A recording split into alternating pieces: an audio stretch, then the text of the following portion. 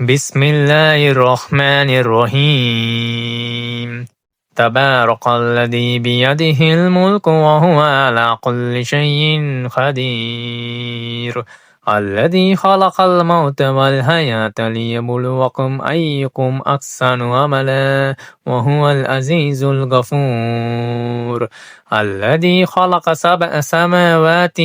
طباقا ما ترى في خلق الرحمن من تفاوت فارجع البصر هل ترى من فتور ثم ارجع البصر كرتين ينقلب إليك البصر خاسئا وهو حسير ولقد زينا السماء الدنيا بمصابيح وجعلناها رجوما للشياطين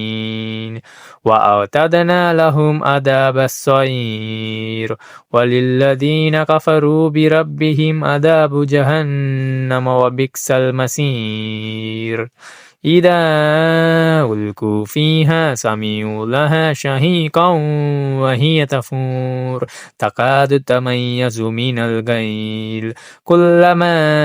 ألقي فيها فوج سألهم خزنتها ألم يأتكم نذير قالوا بلى قد جاءنا نذير فكذبنا وقلنا ما نزل الله من شيء إن أنتم إلا في ضلال كبير وقالوا لو كنا نسمع أو نعقل ما كنا في أصحاب السعير فاعترفوا بذنبهم فسحقا لأصحاب السعير إن الذين يخشون ربهم بالغيب لهم مغفرة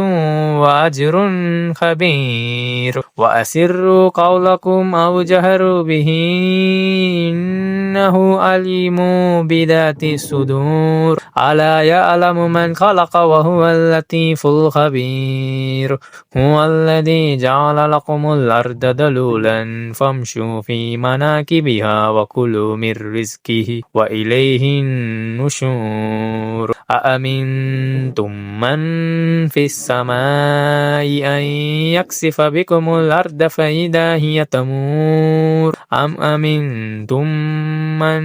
في السماء أن يرسل عليكم حاسبا فستعلمون كيف نذير ولقد كذب الذين من قبلهم فكيف كان نكير أولم يروا إلى الطير فوقهم صافات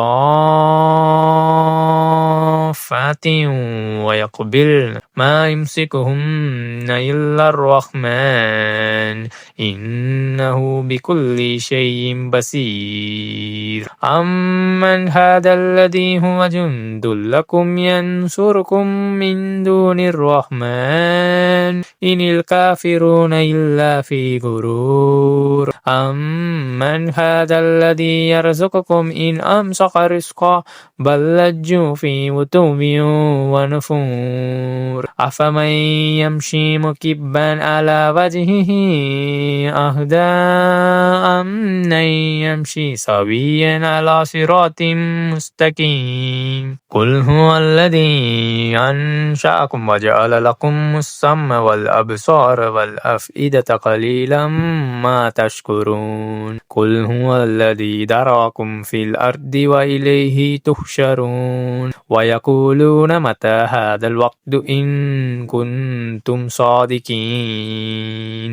قل إنما العلم عند الله وإنما أنا نذير مبين فلما رأوه زلفة سيئت وجوه الذين كفروا وقيل هذا الذي كنتم به تدعون قل أرأيتم إن أهلكني الله ومن معي أو رحمنا فمن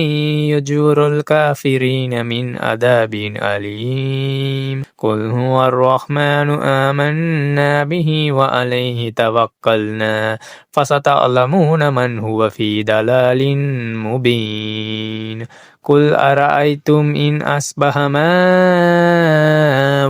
غورا فمن يأتيكم بماء